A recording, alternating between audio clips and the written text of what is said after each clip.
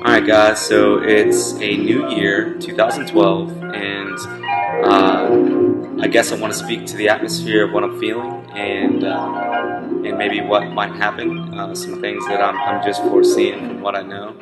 I know there's a lot of us that would like to just forget about the government and live our lives, and I hate to break it to you, but in all honesty, we may not just be able to do that for much longer. We're standing in the face of a global economic collapse that is very real, and apathy just cannot be an option anymore. You know, like the European Union has been seeing this crisis. Everyone's defaulting over there, you know, like Greece. And unfortunately, this year, ending 2011, we had a U.S. GDP to debt ratio up to 100.3%. And just for all of you, that means we're starting to resemble Greece. We've also seen the outcome of the Iowa caucus recently, and we're on the horizon of the New Hampshire primary. There's been a certain vibe going around in the media circles, and you can obviously see they have agenda. On the other hand, there's a certain philosophy, philosophical revolution, trying to awaken our society to peace and prosperity. Let me take it back for just a second. In civics class, we learned that we elect representatives who have a lot of influence over what is best and have our best interests. But as we get older, we realize that if we're paying attention, none of that is even true. You know, none of that comes close, or at least it hasn't been that way. My whole life growing up, there's been a trend that our nation has a certain positive goal around the world, and we're pushing to be the best, and we have a certain platform that we move upon.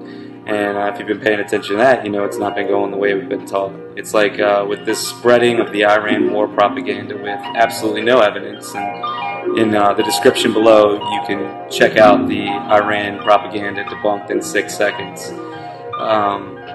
So, I mean, we're over there just serving our best, our self-interest, all the while paying no mind to how it affects us later as a country, and all the while it ruins the lives of people who live there. You know, if that's the monster of a system we've created in the military-industrial complex that it is, then I think we need to take a step back and actually, look at this and say it's a failed system. You know, it's a failed system. We have to look outside of the shell that our educational system has taught us and form redefined truths that come from looking into these issues further. The real trend of this failed system has cultivated a apathetic and ignorant society that mainstream media has been able to run away with and manipulate.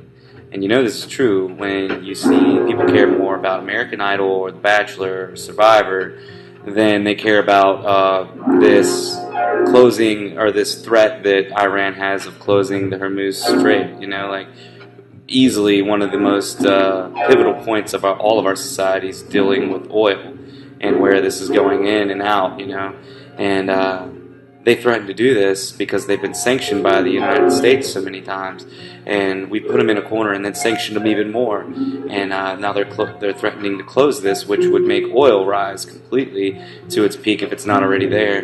And beyond that, just make it even crazier for a stage where sanctions go beyond that into maybe a World War III, with everyone picking sides on how this will go down. You know. And then redefines all of the world after that.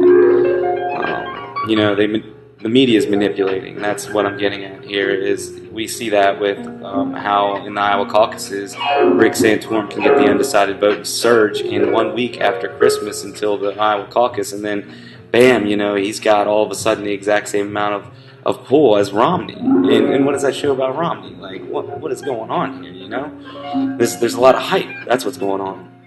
Well, at the same time, they're all shamelessly putting in these negative little remarks on every piece of news that Ron Paul, comes out with or is interviewed by. They structure questions to sound real negative and have a bad connotation of why you shouldn't even think that what he's going to say next is even relevant to you, even though it's the most irrelevant thing to you, because he cares about freedoms and truth and liberties and things that these other politicians aren't even telling you or care to tell you. for all the people, and I've heard a lot say that our system of government is totally messed up, and it is, you know. Well, this is our one chance to actually change it. During 2012, we need to come together, like after 9/11, and really help each other. Locally, come together locally and really help each other. That's why Ron Paul's message of personal liberties and the freedoms that the Constitution gives to all of us and limits the government, gives it to us, the people that are supposed to have that power. We need to thrive and use the liberties that we still have left that haven't already been dissolved. Our nonviolent civil disobedience, like Occupy Wall Street, you know, and movements like that, you know, all around the world are happening. And it's now become a true socioeconomic movement of us versus the establishment, with taxpayer dollars, you know, designed to bail out all the special interest banking insiders. And it's really become class warfare, you know, and they'll continue to devalue the dollar. They've already promised it in the speeches, and to kill the purchasing power of our dollar with inflation. And it's going to keep happening until we change our economic system. Ron Paul, he understands this, and he's predicted where the government's gone in and artificially inflated these different areas like housing, and have made bubbles that have, you know, only come down to burst. And we get stuck with it, and the taxpayers and the middle class keeps getting pulled into more of the poor class, and everybody's on welfare. Everybody needs to have the government pay for certain things, and we're, you know, we're put into this system of credit where we're already at debt, you know, like a credit card. We have to have one. We have to do it. We have to go through all these processes to even be able to buy things we want, like houses and cars, because if we don't have credit, non-credit's bad credit, you know, like that's how it works. And so that's why you'll hear the media trying to nail up Ron Paul, you know, like he understands this, and they know he's a challenge to their system.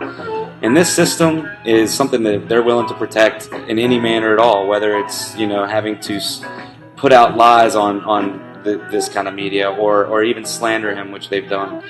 You know, they're practically the fourth branch of the government, because they're the buffer zone between all the corruption that the government gets away with and us, you know, the people. And somehow, like I said, with this apathetic society, we believe a lot of the stuff that these people say. And that's you know, so that's why we, the people, need to redefine and be the evolution of our society by not only protesting. We can't just do it with just our voice. That's a great way to start and get attention, but we need a true vote. We need to vote. We need to use that voice as a vote. And a true patriot votes Ron Paul.